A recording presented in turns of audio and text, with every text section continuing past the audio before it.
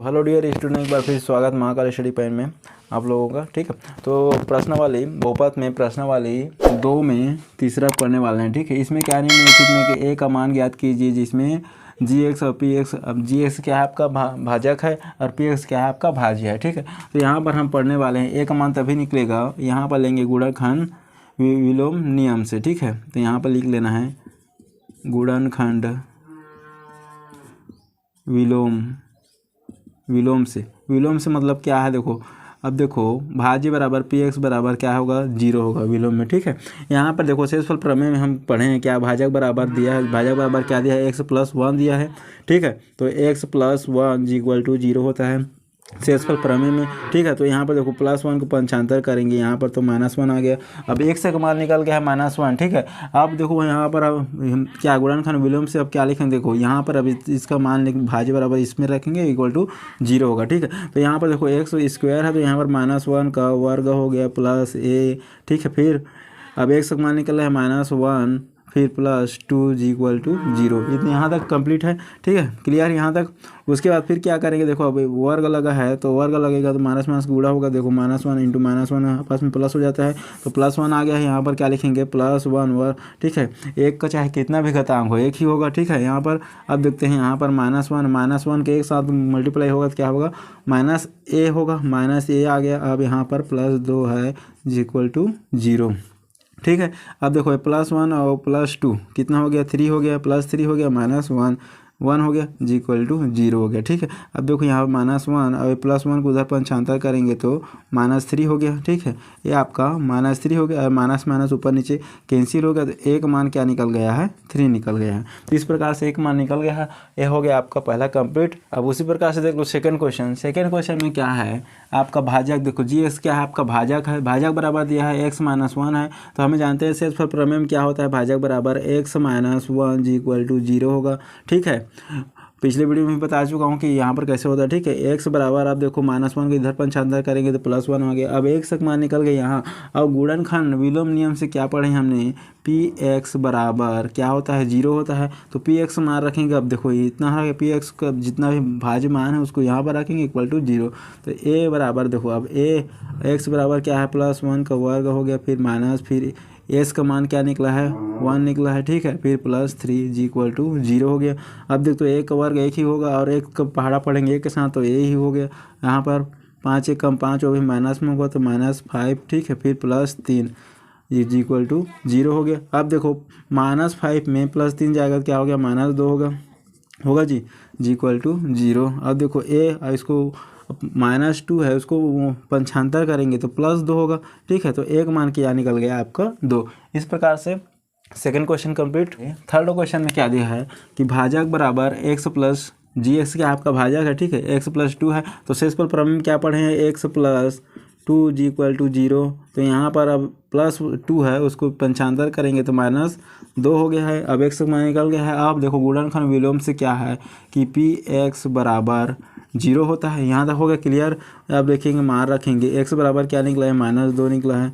ठीक है, उसके बाद वर्ग है तो वर्ग लगा देते हैं, फिर प्लस है तो प्लस लिखाएंगे। यहाँ पर 6 है, x का मान क्या निकला है, -2 निकला है। फिर देखो अब a है। ठीक है, a जी, अब इसको px मान यहाँ पर रखा हूँ ना, इसको भी याद रखना है। px क्या है आपका भाज्य है तो भाज्य का रखें जी इक्वल टू 0 हो गया।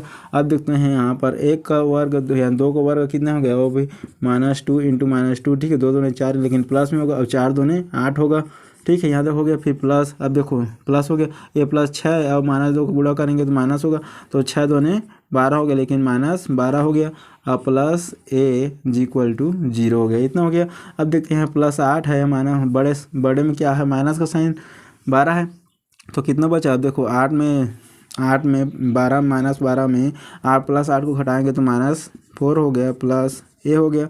अब देखो फिर इक्वल टू 0 हो गया। अब पंचांतर कर देंगे, -4 को इधर जाएगा तो क्या होता है, साइन चेंज हो जाता है। जब भी पंचांतर कर दें प्लस माइनस में तो साइन चेंज हो जाता है। ठीक है, तो साइन यहाँ पर क्या हो गया, +4। इस प्रकार से थर्ड क्वेश्चन नंबर को देखते हैं। इसमें क्या है, आपको घबराना नहीं है। यहाँ के टी की जगह में ए से लेकर जेड तक कुछ भी हो सकता है। यहाँ पर क्यू भी हो सकता है, वाई भी हो सकता है, जेड भी हो सकता है, पी भी, आर भी हो सकता है। ठीक है, लेकिन बनेगा वही पैटर्न है। ठीक है, तो यहाँ पर देखो अब भाजक क्या निकल गया है, टी - 3 है, ठीक है। तो शेषफल प्रमेय में क्या पढ़े हैं, t minus 3 is equal to 0 होगा। अब t बराबर हम माइनस, अब देखो -3 पंचांतर करेंगे तो +3 आ गया। अब t का मान निकल गया है 3। अब देखते हैं कि गुणनखंड विलोम से बताया हूँ क्या होता है, 0 होता है। तो यहाँ पर लिख सकते हैं PT बराबर 0 हो गया। ये यहाँ तक क्लियर हो गया, ठीक है। अब t का मान निकल, यहाँ पर अब t का मान निकल, वहाँ पर क्या निकाल रहे थे, एक मान निकाल रहे थे, लेकिन यहाँ पर आपको t का मान निकालना है। तो t का मान रखने, देखो अब इसको सेम मान रखना, ठीक है।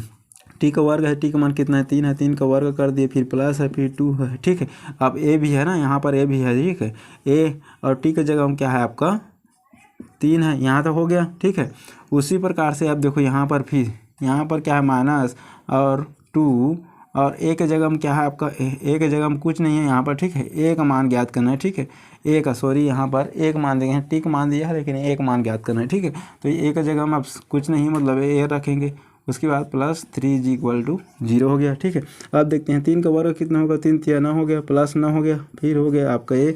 फिर देखो 2 × 3 का गुणा करेंगे 2 ए का, तो क्या 3 2 6 हो गया, लेकिन 6 ए हो गया, ठीक है। फिर माइनस, अब देखो ये क्या है 2a है, फिर +3 है। अब देखो ए वाले को जोड़ेंगे या घटाएंगे, और जो नंबर है, ठीक है, अचर राशि को अचर संग जोड़ना। देखो 9 और 3 कितना हो गया, 12 हो गया, ठीक है, 12 हो गया।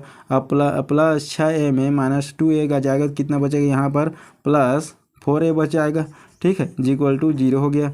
क्लियर है यहाँ तक, ठीक है। अब 4a को वहीं पर रहने दो, इसको पंचांतर करेंगे यहाँ तो -12 आ गया, ठीक है। यहाँ तक क्लियर हो गया। अब a बराबर क्या कर सकते हैं, -12 बटे, अब ये बटन चला जाएगा ना, 4 बटे में चला गया, तो 4 1 कम 4 और 4 3 12, माने एक मान कितना निकल गया है -3। ये आपका चौथा क्वेश्चन आपका कंप्लीट, ठीक है। तो एक मान ज्ञात करना था, टी का मान दिया था, ठीक है। तो यहाँ पर तो पाँचवा क्वेश्चन देखो, पाँचवा क्वेश्चन में क्या है, ठीक है।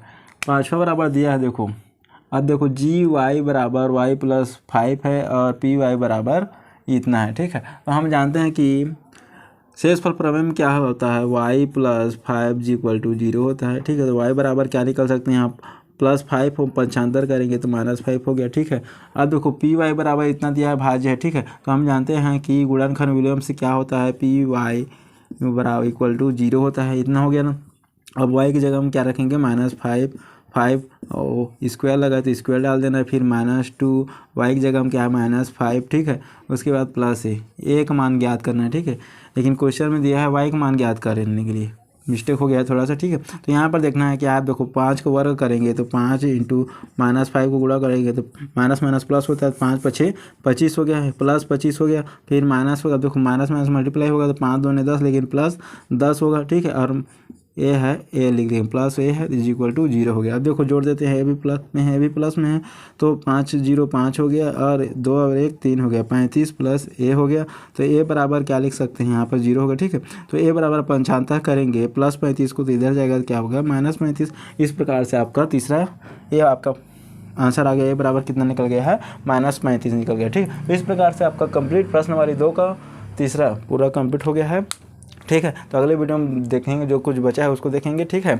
तो कैसे रहा वीडियो बताना है कमेंट करके, और इसको ज़्यादा से ज़्यादा छोटे भाई बहन सिस्टर को फैलाना है, जो कोचिंग नहीं कर सकते हैं, जिसके घर में पढ़ने वाला लिखने वाला नहीं है। तब तक मैं नेक्स्ट वीडियो में, जय हिंद जय Bharat, thank you so much.